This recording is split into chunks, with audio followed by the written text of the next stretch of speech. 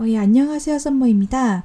사실은 이제 꾸준히 직장 내에서 만나는 나르시시스트에 대한 질문이 있어 왔어요. 그래서 이번 영상에서는 나르시시스트가 나의 직장 상사 또는 이제 회사의 뭐 사장 혹은 뭐 학원이라면 원장 이런 고용인이라든지 이런 경우에 대한 영상을 만들어 보려고 합니다. 왜 가는 곳마다 항상 나르시시스트가 있을까? 저도 그런 고민을 해봤어요.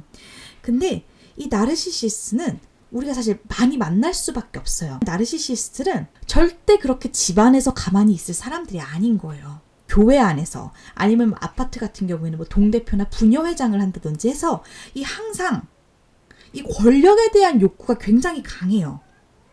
그래서 보통 사람들은 일을 하는 이유는 돈을 벌기 위해서 일을 합니다. 하지만 이 나르시시스는 이것보다는 자기가 가지고 있는 지위, 권력, 내가 다른 사람한테 어떤 영향력을 끼칠 수 있는가, 이런 권력 욕구가 굉장히 강하기 때문에 이 사람들은 항상 이제 어딘가에 늘 가 있어야 되는 거예요. 자, 이들은 내가 상사가 되면 혹은 내가 사장이 되면 자, 나의 부하 직원이나 피고용인을 나의 정서적인 공급자, 나에게 아부를 떤다든지 나에게 관심을 보인다든지 칭찬을 해준다든지 나에게 뭐 복종한다든지 이런 나의 정서적인 공급자로 확보가 가능합니다. 그리고 이런 나르시시스트 같은 경우에는 항상 옆에 이 사람을 아첨해주는, 이 사람을 전적으로 지지해주는 그런 지지자들로 가득 차 있습니다. 그러면 나르시시스트는 왜 이렇게 고용이 잘 될까? 이제 바로 다른 사람들을 자기의 편으로 굉장히 잘 설득을 합니다. 그러니까 특히 나의 상사. 그래서 이 사람들은 어디 조직에 들어가면 뭐 팀장이나 임원이나 이런 사람들의 이렇게 오른팔, 앞잡이 같은 역할을 합니다. 그리고 또한 이들은 연기를 굉장히 잘합니다. 그래서 굉장히 매력적으로 보이고 자신감이 넘치게 보이고, 그리고 다른 사람한테 어떤 걸 부탁하는데 거리낌이 없기 때문에 다른 사람에게 일을 잘 시켜요. 뭐 위험을 굉장히 잘 감수합니다. 그래서 관리자로서 굉장히 적합해 보이게 되는 것이죠. 연기를 잘하고 거짓말을 잘하기 때문에 이제 고용이 굉장히 잘 됩니다. 나를 스트레스 받게 하는 그 사람이 나르시시스트 상사인가 사장인가, 이 사람들의 특징을 보도록 하겠습니다. 자기 자신이 굉장히 우월하다고 생각을 합니다. 이 사람들은 평생 무례하게 살았어요. 위에 사람들한테는 아첨하고 밑에 사람들은 깔아뭉개는 방식으로 그 자리까지 올라간 사람들입니다. 그러한 무례함으로써 성공을 경험한 사람들이죠. 이들은 자기가 원하는 걸 바로바로 실행되기를 굉장히 원하고요. 그리고 비판과 지적을 절대 참지 못합니다. 그래서 절대 이 사람 앞에서 바로 반박을 하게 되면 안 됩니다. 다른 사람들이 보지 못하는 뒤에서 제가 부장님이 말씀하시는 대로 해봤는데 좀 이게 좀 잘 안 됐습니다 하고 뒤에 가서 이렇게 이야기를 해야지. 자, 이렇기 때문에 이 사람들은 주변이 아첨꾼으로 채워져 있습니다. 이제 뭔가 뜻대로 안 됐다, 나의 일이 어떤 뜻대로 굉장히 안 됐다고 하면 굉장히 분노를 합니다. 그리고 모두 다른 사람 탓을 하고 타인에게 그 대가를 치르게 합니다. 자, 이들은 굉장히 단기적인 성과를 잘 냅니다. 하지만 장기적으로 봤을 때는 회사에 해를 가하게 되는 것이죠. 왜냐하면 이 사람들 때문에 좋은 사람들은 다 회사를 떠나게 될 테니까요. 그리고 자기가 필요한 사람과 관계를 맺고 위협이 될 인물은 이제 괴롭히게 됩니다. 그 위협이 되는 인물이라는 것은 어떤 사람들이죠? 정직한 사람, 솔직한 사람, 능력 있는 사람. 그렇죠. 그리고 악인과 함께 어울리고 싶어하지 않는 사람, 이제 이런 사람들이잖아요. 자, 이런 사람들께서 괴롭히기 때문에 좋은 사람들이 이제 결국에는 이제 떠나게 되는 것입니다. 그래서 한번 나르시스트 상사 사장을 우리가 어떻게 대처해야 되는지를 보도록 하겠습니다. 근본적인 대처 방법을 보겠습니다. 바로 그만두는 거예요.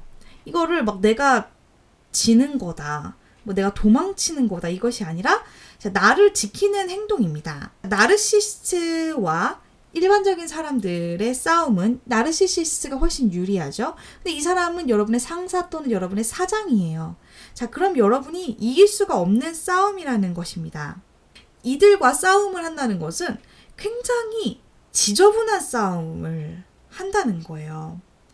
그리고 이런 나르시시스트를 이렇게 상대한다는 것 자체가 굉장한 시간 낭비입니다. 정말 중요한 것은 이제 그만두거나 최대한 좀 다른 직장을 빨리 알아보거나 부서 이동을 좀 고려를 해본다든지 해서 자, 어떻게든 이 사람과 빨리 벗어날 수 있는 방법을 찾아야 합니다.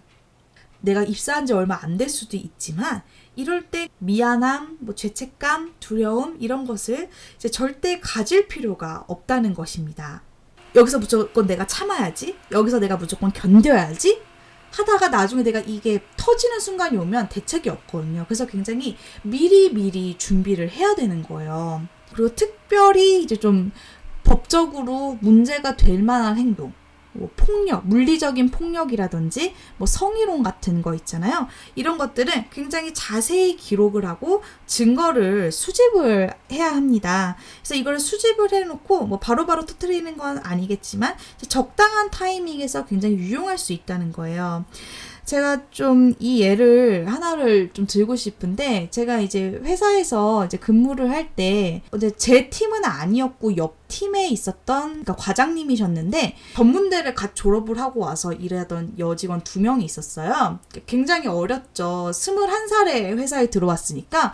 근데 저는 완전 이렇게 벌레 보듯이 혐오스러운 얼굴로 쳐다보다가 걔네들한테 가면은 막 엄청 재밌게 잘 얘기하고 막 이러는 거예요. 저는 그냥 솔직히 말해서 그 사람 아니어도 전 너무 인생이 힘들었기 때문에 그냥 무시했어요. 그냥 신경 쓰지도 않고 왜 저러나 궁금하지도 않았어요. 근데 나중에 이제 그 친구들이 계약 연장을 안 한다고 이제 회사를 그만두기로 했는데 그 친구들이 정말 너무 화가 나가지고 이야기하고 간다고 그걸 인사팀장님한테 얘기를 한 거예요. 그 과장이 사람들 보는 앞에서는 마치 막 이렇게 여사원들 챙겨주고 이러는 것처럼 보였었는데 그 결혼한 분이셨거든요. 그 찝쩍거리고 약간 성희롱식으로 이렇게 했던 거예요. 사내 메신저로 막 둘이서만 끙끙 앓다가 퇴사하겠다고 이야기를 하면서 그걸 얘기를 한 거예요.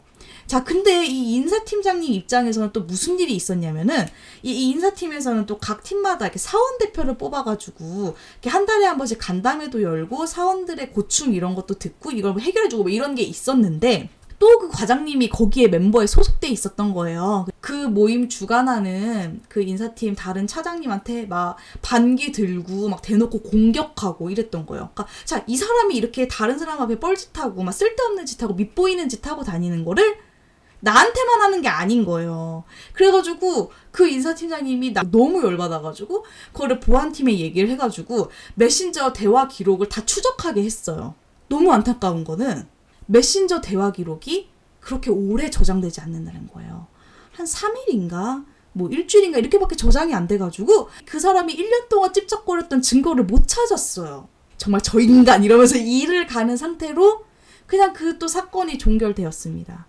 내가 법적으로 좀 문제가 될 만한 일들이 있으면 자, 이런 것은 좀 증거를 수집하고 좀 캡처도 하고 해놓을 필요가 있어요. 그래서 결정적인 순간에 사용할 수가 있습니다.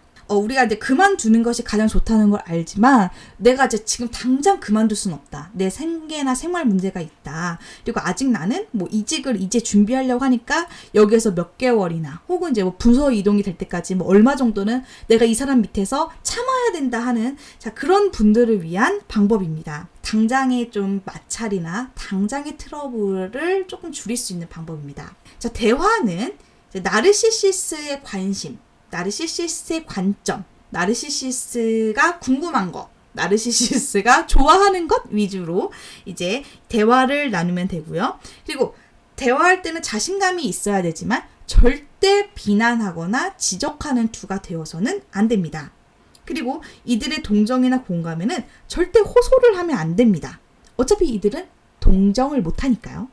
그리고 절대로 공개적인 자리에서 저는 그렇게 생각하지 않습니다만 제가 경험해본 바로 자, 이런 얘기를 하지 않고 절대 공개적인 자리에서 반박을 하지 않는 겁니다. 그리고 언쟁을 하거나 다투지도 않아야 하고요. 그리고 이제 좀 개인적인 이야기도 하지 마세요. 여러분들의 개인적인 이야기. 왜냐하면 여러분들의 개인적인 이야기는 결국에는 이 사람이 언젠가는 유리하게 사용할 수 있어요. 여러분을 역으로 공격한다든지 소문을 낸다든지 할 수 있기 때문에 절대 개인적인 이야기는 나누지 않습니다. 그리고 이들이 그냥 스스로 좀 그리고 이들의 성과를 칭찬해 주세요. 뭘 잘했는지도 칭찬해 주고, 그리고 이들이 공치사를 하게 내버려 두세요. 내가 너무나도 이렇게 스트레스를 많이 받으니까 좀 다른 곳에서 정서적인 지지도 받고 이런 스트레스를 관리하시는 것이 이제 굉장히 좋습니다. 어떻게 대하든지 결국에는 궁극적으로는 내가 이 사람을 어떤 방식으로든 정리를 해야 된다는 거예요.